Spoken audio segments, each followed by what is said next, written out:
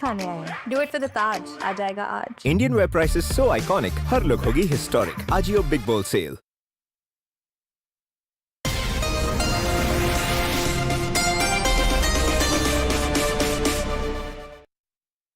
ഭാരതം US വ്യാപാര ചർച്ചകൾ പുനരാരംഭിക്കാൻ തീരുമാനം. ഡിസംബർ 10 മുതൽ ഡൽഹിയിൽ വ്യാപാര ചർച്ചകൾ നടക്കുമെന്ന് കേന്ദ്ര സർക്കാർ. നിലവിൽ ഭാരതത്തിൽ നിന്നുള്ള ഉൽപ്പന്നങ്ങൾക്ക് 50% വരെ ഉയർന്ന തീരുവയാണ് US ഏർപ്പെടുത്തിയിരിക്കുന്നത്. വിവരങ്ങളുമായി ജിഷ്ണു കൃഷ്ണൻ ചേരുന്നു. ജിഷ്ണു, ഇന്നലെയാണ് Russian president Vladimir Putin ഭാരതത്തിലെത്തിയത്.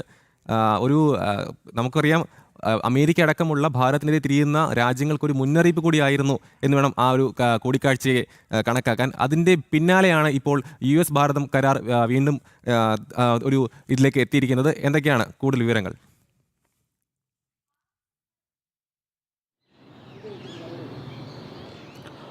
Amala, എല്ലാ രാജ്യങ്ങളുമായി സൗഹാർദ്ദപരമായ ഊഷ്മളമായ ബന്ധം പുലർത്തിക്കൊണ്ട്, അത് വ്യാപാര മേഖലയിലാണെങ്കിലും സാമ്പത്തിക മേഖല, പ്രതിരോധ മേഖലയിലും എല്ലാ മേഖലകളിലും എല്ലാ രാജ്യങ്ങളുമായി സൗഹാർദ്ദപരമായ ബന്ധം പുലർത്തി മുൻപോട്ട് പോവുക എന്ന ഭാരതത്തിൻ്റെ നയത്തിൻ്റെ ഭാഗമായി തന്നെയാണ് അമേരിക്കയുമായുള്ള വ്യാപാര ബന്ധത്തിന്മേലുള്ള ചർച്ച തുടരുന്നത്. നേരത്തെ ഇതിനു മുൻപ് US നെഗോസിയേറ്റർ ഭാരതത്തിലെത്തി വ്യാപാര മേഖലയിലെ പ്രശ്നങ്ങളുമായി ബന്ധപ്പെട്ട ചർച്ചകൾ നടന്നിരുന്നു. അതായത് റഷ്യയിൽ നിന്ന് എണ്ണ വാങ്ങുന്നതുമായി ബന്ധപ്പെട്ടാണ് US ഭാരതീയ ഉൽപ്പന്നങ്ങൾക്ക് 50% തീരുവ ഏർപ്പെടുത്തിയിട്ടുള്ളത്. അതിൽ ശക്തമായിട്ടുള്ള തീരുമാനം ഭാരതവും കൈക്കൊണ്ടിരുന്നു. അതായത് അമേരിക്ക തീരുവ ഏർപ്പെടുത്തുകയാണെങ്കിൽ അമേരിക്കയ്ക്ക് അപ്പുറത്തുള്ള മറ്റ് ലോക വിപണിയിൽ ഭാരതീയ ഉൽപ്പന്നങ്ങൾ എത്തിച്ചുകൊണ്ട് അതിന് അർഹമായ മൂല്യം കണ്ടെത്തുമെന്ന പ്രഖ്യാപനം പ്രധാനമന്ത്രി നടത്തിയിരുന്നു. ചില പ്രത്യാഘാതങ്ങൾ ഉണ്ടാകും, അത് ഉറപ്പാണ്. പക്ഷേ അത് നേരിടാൻ ഭാരതം സജ്ജമാണെന്ന പ്രഖ്യാപനവും പ്രധാനമന്ത്രി നടത്തിയിരുന്നു. തുടർന്ന് റഷ്യ ഉൾപ്പെടെയുള്ള രാജ്യങ്ങളിൽ നിന്നും മറ്റു രാജ്യങ്ങളിലേക്കും ഭാരതത്തിൻ്റെ ഉൽപ്പന്നങ്ങളുടെ കയറ്റുമതി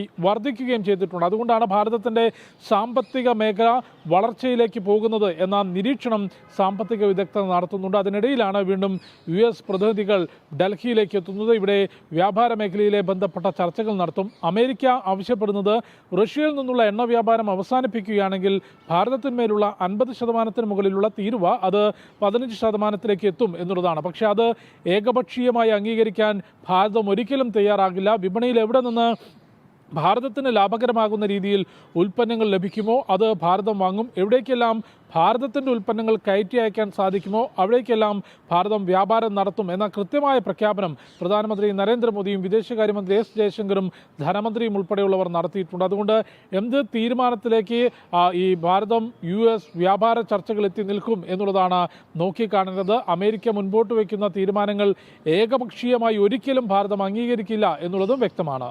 അമൽ, യെസ്, ജിഷ്ണുവാണ് വിവരങ്ങൾ നൽകിയത്.